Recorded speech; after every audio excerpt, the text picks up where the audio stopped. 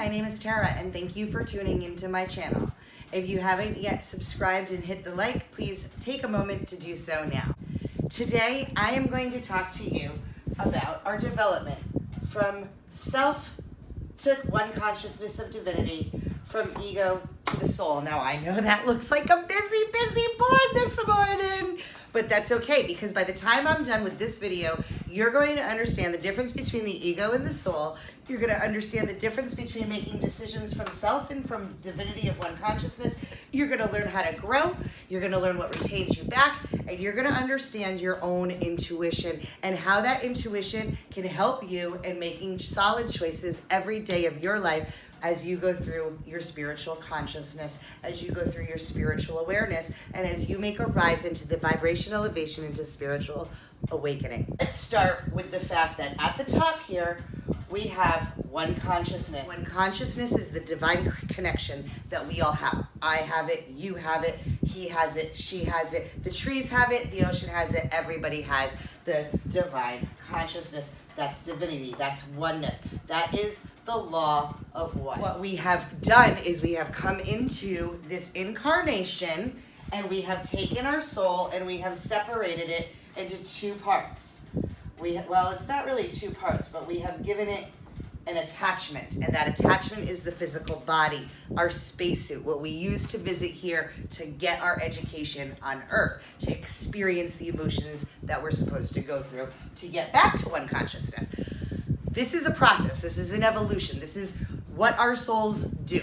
They connect with the divine, they get enlightened with the universal love language, and then they disconnect from the source and they want to remember it on their own. So they come back into these incarnations to try to remember true love, true divine oneness of connection of all. And we continue to go through this process, and we take different jobs, so to speak, in everybody else's existence.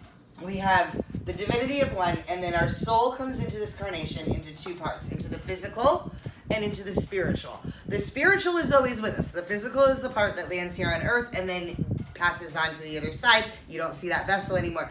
That is the two-part process of how the soul incarnates on Earth, in the spirit form and the physical form at the same time, which brings us to duality perception. You may hear a lot of speakers talking about the law of duality, and that duality is a perceived idea. Some teachers had taught that duality was the fact, was the now, was the ever all, but it's not, because oneness is the all. Duality perception tells us that we have a soul, which is the spiritual, the spirit, and that we have an ego, which becomes in the physical. So there's your duality perception. As we continue to go through this duality of perception, what winds up happening is that the soul follows the path of love.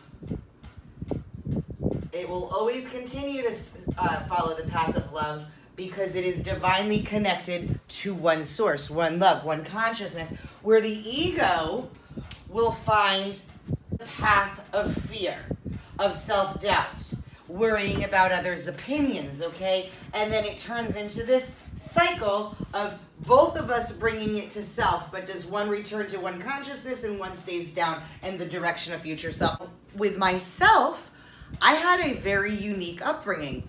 I had been given up for adoption before I was 2 weeks old, and then reclaimed by the time I was 21 days old.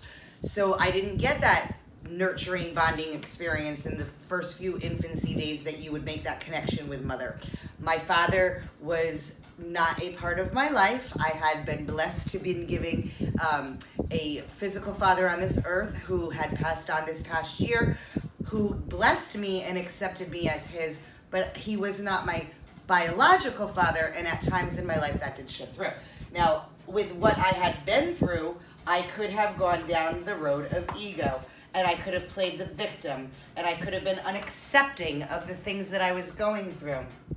But what I chose to do was, rather than play the victim, rather than be a role in somebody else's film and let them be the conductor and the producer, what I chose to do was remove myself from those situations and take care of me. And I did that starting at a very young age. I believe I moved out of my house at 15 years old. So I became self-aware. Now, my parents, they didn't do everything for me. They didn't really teach me a sense of responsibility. They taught me that, well, I guess they did teach me a sense of responsibility, because they taught me that I was responsible for my own happiness, my own dwelling, and that if I did something wrong, I made my bed, I laid in it.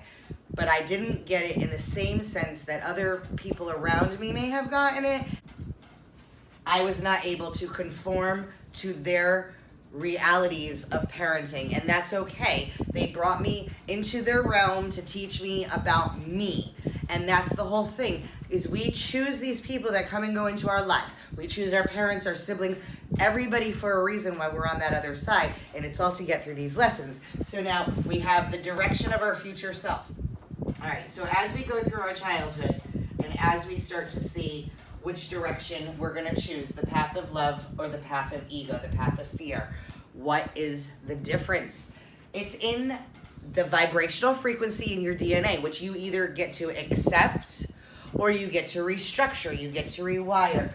Acceptance is key in the path of love, because once you can accept what is emotionally wired into you, and once you can accept what your parents have brought into you, then you can decide, is it something you want to keep or something you want to change. In acceptance, you're going to go through growth. Through acceptance, we go through growth by acknowledgement. We acknowledge the things that we're doing. We acknowledge the feelings and emotions that are instilled in us or brought up through our own passions. We make a decision on how we want our lives to be. Do we want to continue to play the part of the victim that things happen to us, or do we want to change that role and decide that things are going to happen because of us, for us, not to us, but for us? Do you see what the difference is? You make that decision. Then you do what you have to do to rise above and adjust and heal. I needed to realize what these people had told me since I was a small child was not who I was, but who they had perceived me to be. The perception of who they thought I should be as opposed to who I thought I should be. Now, if we go through the path of ego, what we're going to see is that these people are going to place the blame on others. Because of my parents, I am unsuccessful. Because of my parents, I dropped out of school. Because of my parents, I do not have the things that I have aspired to have wanted as a child. No, no, no, no, no. The growth person, the path of love person, acknowledges that they didn't have control over their childhood and what their parents had chosen for them, but once they become of an age that they can make their own choices and decisions, they acknowledge that they want something different. They no longer play the victim. They no longer place the blame. They no longer become willing to be unaccepting. So the difference between the path of love and the path of fear is acknowledgement and accepting. The victim is always going to assign that blame, place blame on others, which is going to cause a dis-ease. I didn't say disease, but I did say dis-ease in their life. And dis-ease is a very uncomfortable place to be. There is no growth, there is no healing. It is just a constant downward feeling, a spiraling as if you're out of control, and that will lead to depression, self-doubt, failure, and if you're not careful, yes, it could lead you into the diseases of life. Where this takes place is where the difference happens, because as you can see, the person that is following the sense of ego is going down, where the person that's following the path of love is rising up. This person is going to adjust and heal. They're going to arise. They're going to achieve. They're going to succeed and follow their dreams, and they're going to become a consciously better person every single day. They're going to review their path every single day. They're going to ask themselves why they act a certain way at a certain time to a certain person.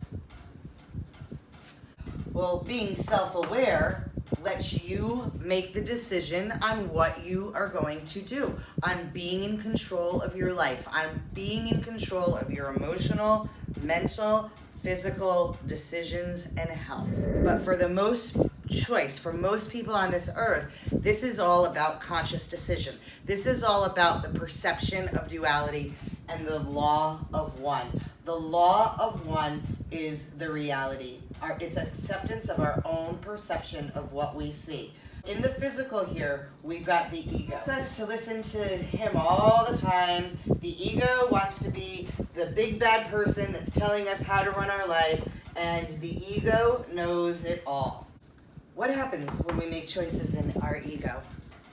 We usually don't make good ones. What happens when we make choices in the state of path of love, in self-awareness, in understanding? We usually make the correct ones. How can we feel the difference? When you are making a choice in the path of love and you know it's a good decision for you and for those people around you, it feels good. The energy coming from the stomach, from the heart, from the mind, it feels good. It feels uplifting. It feels exhilarating. Your spirit is telling you to do it. Go for it. Follow those paths, instincts, and dreams, because that's where you're going to thrive. That's where you're going to find success. That is where you're going to elevate your own vibrational frequency so that you can continue this path and journey to one consciousness. Now, when you're working in ego and you're trying to figure out if the decision is coming from a place of ego, you're going to have doubts. You're going to feel that niggling in your stomach, like, oof, I don't know if I should be doing this. And then you're going to want to talk about it with every single person. And you're going to want them to change your mind. You're going to want somebody to step forward and say, what are you doing? No, you can't do it like that. That's not going to work for you. So when you feel those energies coming through, when you feel that it's coming in a disconnected way, when you feel that you're not getting that loving, so good vibe off of it, then you know it's coming from the ego. And the ego wants to be right. The ego doesn't want you to listen to your spiritual self. The ego doesn't want you to believe that you're not a spiritual being. The ego wants you to think that you are the being and that it's all about you. Okay, so I'm wearing a shirt that says I'm kind of a big deal. Why? Because I kind of am a big deal. But so are you. So are you. And so are you. Everybody's kind of a big deal because it's each one of us that comes together as a collective that becomes one consciousness. There are some lecturers out there that will talk about one consciousness and say that as of one consciousness, each one of us is the same person having a different experience at the same time. I don't know that I subscribe to that. I know that there's a lot of other souls on this world, not just one soul, but yes, there's one consciousness, and that consciousness is one heartbeat that brings us all together. But there were so many souls created, a part of the divine creator's universe, to be a part of his world, to keep him company. We are all here, created in his image, and that doesn't necessarily mean in the physical. It does mean in the spiritual, that when we were created in his image, we were created to be and ascend as to one in the one consciousness. So what happens is, if you follow the ego, you may have some exasperating results. You may have some success. Good for you. That's great. But you're going to push people away from you. You're going to not have that warm and welcoming, fuzzy feeling when you meet people. People are going to be repelled, resisted from you because they see that it's coming from a place of ego. If you are coming from a place of self-love, my love, your love, if you are coming from the path of love, people can see that in you. They are going to know that you are coming from a divine path of love and that your energy is real and that it's not being harnessed to promote something for your ego. It's being promoted for the benefit of the higher good of all, not just of the ego. The ego wants to be put up on a pedestal and told how great and fancy he is and how awesome his job he does. Well, no. The ego needs to get off that pedestal because it isn't the ego alone that's doing things. The ego is just showing up. It is through divine spirit. Look, I do readings and I have a pretty good accuracy rate. It's between, I would say, 88 and 92% accurate at any given time. So about 90% we'll say. And that is not me. I am not the person that is giving the messages. I don't have a clue as to what's happening in other people's lives. I am the interpreter. I am the translator. I can understand the energy. I can understand the language spoken through the oracle cards, so I am able to give that reading that way. It has nothing to do with me. And the moment that I think that I'm the person that's giving the reading and telling people what is to expect or happening, that's my ego, and I will start to become 100% wrong all of the time, and I will start to doubt my own readings. It's not from me. What happens is I get this message about you from the other side that I'm able to translate to you. Sometimes I have no idea what the hell I'm talking about, and that's okay because the person that I'm reading for does. Okay, going back to one consciousness now. See how it all kind of comes together? This is how this spiritual path and journey kind of works, is that you start to follow through and take these little trails and see this and see that and bring it all together and make it a big understanding. Like I have told you, I have been studying this stuff since I was in my teens, and I have felt the connection to it since I was 6. So this is something that I have always been passionate about. This is something that I have always wanted to done, was I wanted to share my passion and my love of spirituality and metaphysical science with the people around me. Not everybody likes to have these discussions with me, so I'm really grateful that YouTube has the opportunity to present this stuff to other like-minded people that want to learn more, that may be trying to understand. So many people come to this earth as a first-time soul that are trying to understand how this all works, and then you could meet somebody that has incarnated a few times over, that has a little bit more experience and knowledge about how this works. Meet them, and they can explain things to you. My job as a light worker is pretty much to break things down and explain them to people in a way that it all makes sense and that it all comes together. I'm a woman that has a lot of words. I use a lot of words, and that's because I like to effectively communicate to people, and I like to show that I care. So when I'm using a lot of words to communicate, you know that I'm really into what it is that I'm talking about. You know that I'm really trying to make sure that I'm effectively giving you the information, and you know that it's coming from a place of passion. And that's the important part here, is that if it was coming from a place of ego, there would be no passion behind it. But like, you guys have seen me on my Facebook Lives, so you know when I'm doing my readings and what have you, that it's coming from a place of passion. It's coming from the place of the heart. And that's important. As long as it always does, it should continue to go down the road that it's going. The minute that I think it's me, it will all stop and fail. Failure comes in ego. You have failure, you have victim, you have unaccepting, you have acknowledge, assigning blame, seize, depression, fear. And look, I already had failure written there, but failure is huge because the ego will fail every time. But in the path of development, and the path of spirituality, and the reality of one and one consciousness and divinity, if you follow the path of love and you stay self-aware and conscious of choice and decisions and acknowledging that you want to grow, you will. The first step in making any decision to change is acknowledgement. But you have all of these anonymous programs, right? And what do they all start with? The first step is to admit that there is a problem, to acknowledge that there is a problem so that you can make the steps to change the problem. Holy God, I did not expect this to turn into this type of a video, but here we go. So you acknowledge and you accept. I admit, I acknowledge, I accept that here is the issue. How do I change it is the second. Deciding to change, not placing blame, realizing that you are the owner of the emotional state that you're in, realizing that only you can change moving forward how you feel about a situation, how you feel about a person, not that you're putting blame on somebody.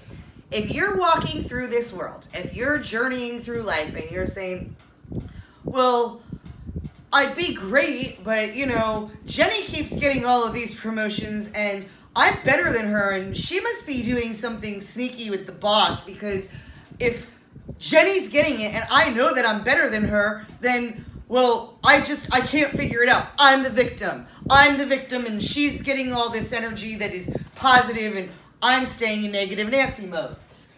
You're placing blame. You're placing blame on somebody else that is getting what you want. Ain't getting it there?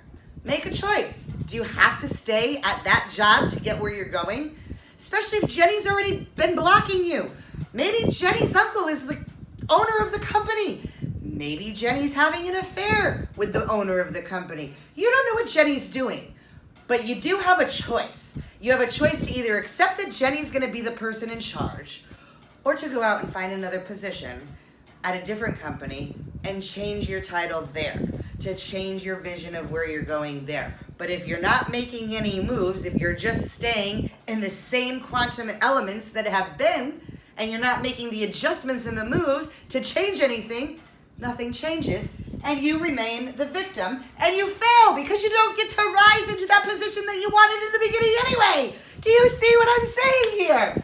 So, these are keywords here. Okay, so keywords here are going to be the acceptance. It's going to be the first word, okay?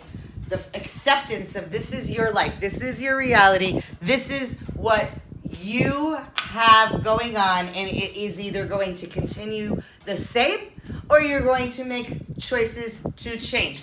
That's your acknowledgement. You're accepting it, okay? The second choice is to move on to decide. To decide to change. What are you going to do to change? What are you going to do to change the situation? What are you going to do to change the views? Did it happen to you? Did it happen because of you? Did it happen inspiring to you? What is the change motive? What is your call to action? Then the next step that you're going to have is you're going to adjust.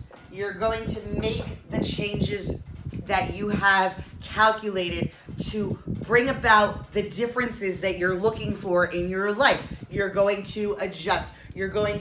I've interviewed A, B, C, D. I've gotten hired at BC. I'm going to choose job C. Bye-bye, Jenny, and you move right on. The fourth is the rise. So that's when we moved on. The rise above the issue. The move on. You leave it behind.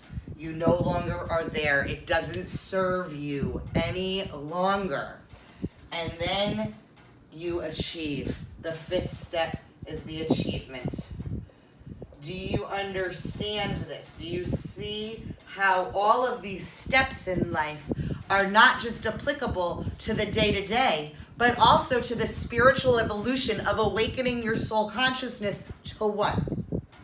Listen, guys, this has been a great video that I've enjoyed bringing to you. As you can see, the content is getting more exciting and my exuberance is starting to come through, and that's simply because I got done with the fundamentals. You have got to have a good base foundation before you start to understand any of this, and that's why those first few videos were so boring and so bland with information and not passion. Now, I did learn how to do some editing skills, yay me, which is pretty cool. So I have been able to incorporate that a little bit more into my videos. And as I grow, my videos will grow. As I grow, my website will grow, thevibrationelevation.com. Check it out. If you haven't gotten a chance to hit the like and subscribe, go ahead and do so now. Smash on that bell so that you get notified every time I create new content. Looking forward to seeing you guys in the next video. We shall see where this goes. In light and loving service, I hope this message has brought you some clarity.